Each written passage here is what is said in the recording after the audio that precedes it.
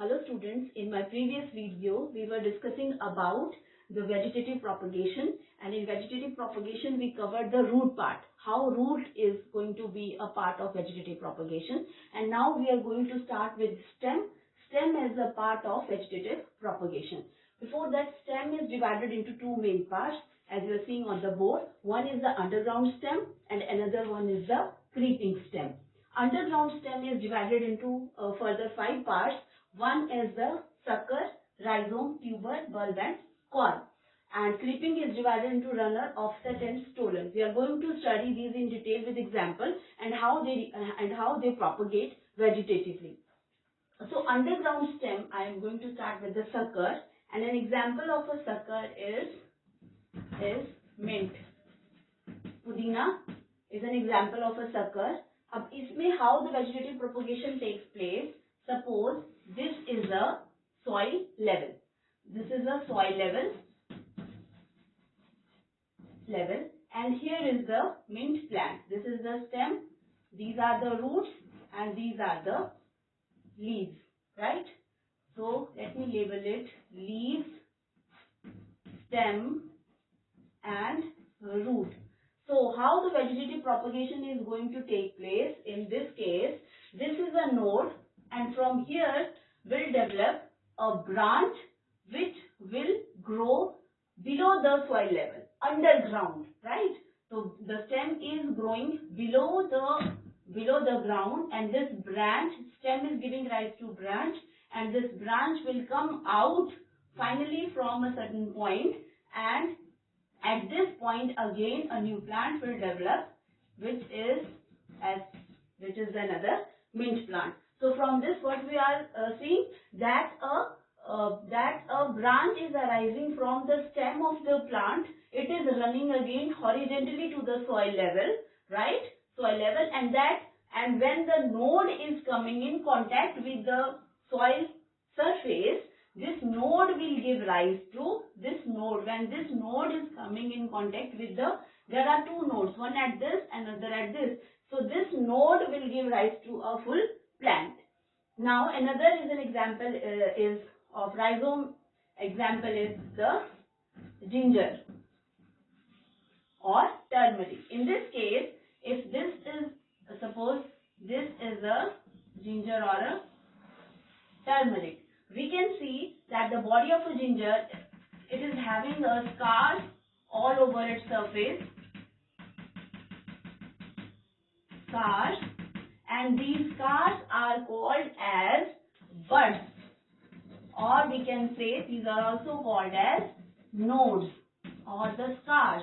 And these scars again, they will give rise to a thread-like structure, right? A thread-like structure, and also a aerial shoot-like structure, the leaves, and finally it will develop into a full plant.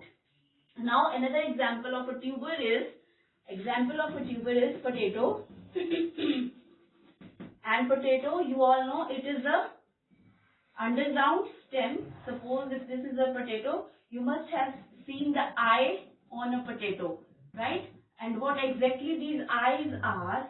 These eyes are the buds, right? Or nodes. Again, the nodes.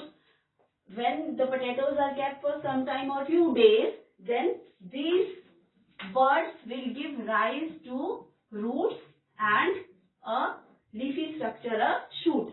So when the cut part of this tuberous stem is sown in a soil or budded under the soil, then it will give rise to a full plant body, right? Another is the bulb, and the example is onion and the garlic, right? The bulb of onion and garlic, the single जो एक कली होती है लहसुन की, right? That is called as bulb. If this is a garlic, then again it is called as bulb, and they are having small slit or disc shaped leaves, right? And these give rise to again to a full structure of onion. And the last one is corn, and the example is colocasia, right? Again, colocasia if this is a structure of colocasia, again like ginger and potato, it is also going to have a certain scars on the body, right?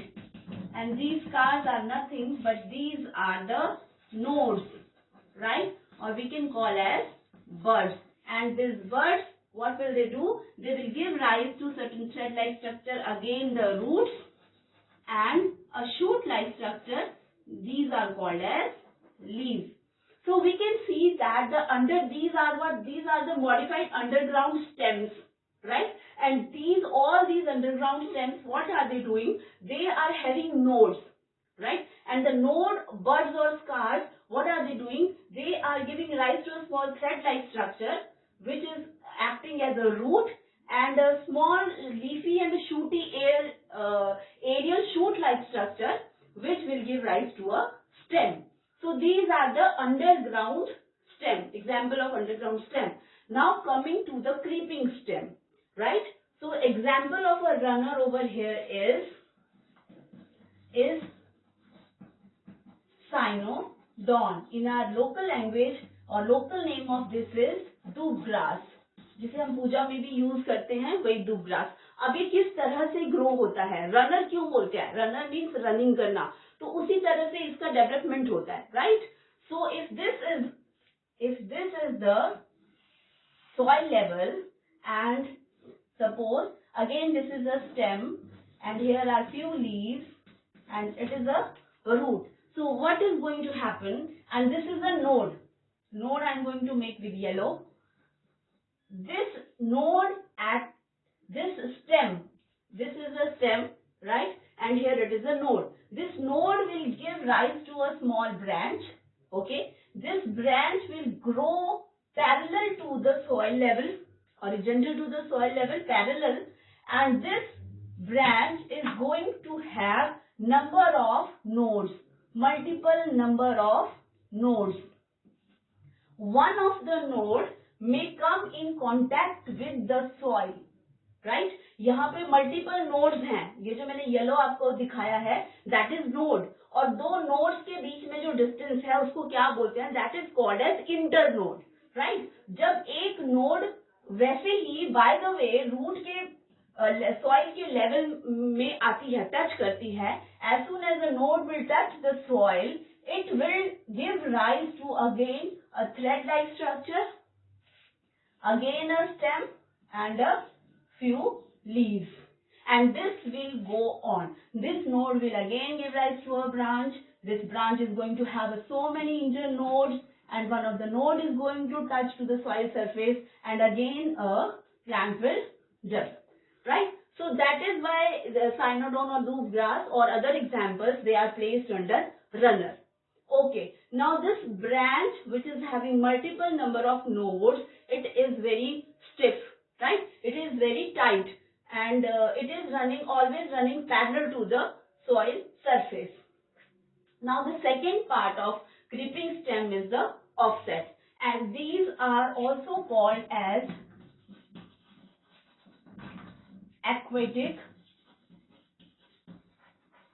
runners, right? Aquatic means it is related to water, and runner means some pattern should be similar to this type, right? So aquatic means it is related to water. For example, I will take example of Eichhornia. Eichhornia, this is also called as terror of Bengal. There is a small story behind it, and the story is that this plant or this aquatic runner was very beautiful. It was having very beautiful leaves, pattern of leaf was very catchy. It was a kind of ornamental, and it was very pleasant to see. So it was brought from abroad, and उसको grow करने के लिए इसको लाया गया. जब इसको grow करा गया तो इसकी capacity grow करने की इतनी थी कि it can cover whole of the lake in just few days only. और इससे क्या हो गया? Aquatic life and all those things, मतलब जिस चीज के लिए लाए थे इसका इम्पैक्ट क्या हो गया? उल्टा हो गया, राइट? तो ये डेवलप कैसे होता है? Now suppose this is again I will not take soil level, I am going to take a water level, क्योंकि ये पानी में हो रहा है, right? So this was the soil level. Now I am talking about water level, क्योंकि ये जो plant है it is in water, right? So if this is offset Eichhornia, it is having roots, right? Then a stem and then a cluster of leaves. And again, what the difference can you see between these two? These are the thread-like structures, but you can see the root here is swollen, right? All the aquatic plants which are in water, they are having erenchyma cells, and erenchyma cells always give buoyancy to that plant so that that plant can float, ताकि वो तैर सके. erenchyma cells देते हैं. तो इनमें roots में, stem में और लीव्स में क्या होता है? एरेनकाइमा सेल होता है, जिसकी वजह से they can float on the surface of water. अब क्या होता है? सेकंड पार्ट आप देखो कि roots are in cluster, tufts, and again the leaves are also in a tuft और cluster type of arrangement. So these are the roots. Let me write it with some different colour. Roots, this is a cluster of leaves and the stem. Now in this case, what is going to happen? Suppose if this is the node, right? Node will give rise to a branch, but branch is not going to be like stiff and hard. It is going to be a swollen structure. It was having multiple number of nodes, but in this case only two nodes are present. One at the position which will give rise to branch, and another at a position which this node will give rise to again roots, stem and a cluster of leaves. Again the branch which is coming out from this node is again a bulgy structure, right? This is a bulgy structure. So again this is filled with erenchyma cells which provide the buoyancy to the plant which can float on the surface of the water. Again this node will give rise to another branch. Here will be the another node, right? And this node will again give rise to roots which are swollen, stem which is swollen, and a tuft and a cluster type arrangement of leaves. And the roots do also occur in a cluster. So what was the main difference between runner and offset? The difference was that this is stiff, this is hard, having multiple number of nodes. This is very soft, right? So if it is going to break from here, then this individual can grow into a full plant, right? Now the last one is, third part is the stolon. So the example of, very common example of stolon is strawberry. Strawberry is an example of stolon. And in this case, again, what will happen? Suppose if this is the soil level and here is the plant of strawberry having, this is a stem and suppose these are the leaves. Now what is going to happen? This is a node. Opposite is going to happen. What was happening in runner? This node will give rise to a branch, but the branch will go like this. It will have a loopy like structure like this, and at certain point it will give rise to a root, a stem and the leaves. So ये इस तरह से लग रहा है जैसे कि इसके रास्ते में कोई ऑब्स्टिकल है. इस ऑब्स्टिकल को क्रॉस करते हुए, लूप बनाते हुए, that branch is going on, right? So at some point, after, it is not fixed after how many loops the plant will arise. After 2, 3, 4, number doesn't matter. Here also it can give rise to a plant. So this type of propagation which takes place is categorized under stolon, and the example is strawberry. So I hope you understood. Vegetative propagation by stem is divided into two categories, and further there are suckers, mint, rhizome ginger, tuber potato, bulb onion, corn, colocasia, and then creeping stem which creep. Runner is dubgrass, then offset is eichhornia, and then stolon is The example is strawberry. Now we completed the root and the stem as a vegetative part of propagation. And now second which I am going to cover is leaf. Now how leaf is responsible for vegetative propagation. Leaf. So this is the third leaf. For example, very common example of leaf we always take is an example of Bryophylla.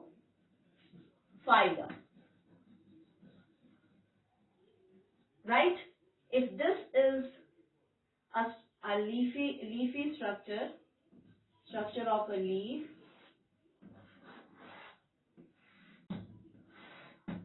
right? And these are the margins. This is very thick walled, fleshy structure.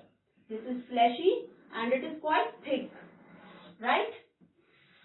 So if it is a leaf of a bryophyllum, what is going to happen? The margins of these leaf is going to have nodes, so many nodes, and these nodes are going to give rise to a certain thread-like structure.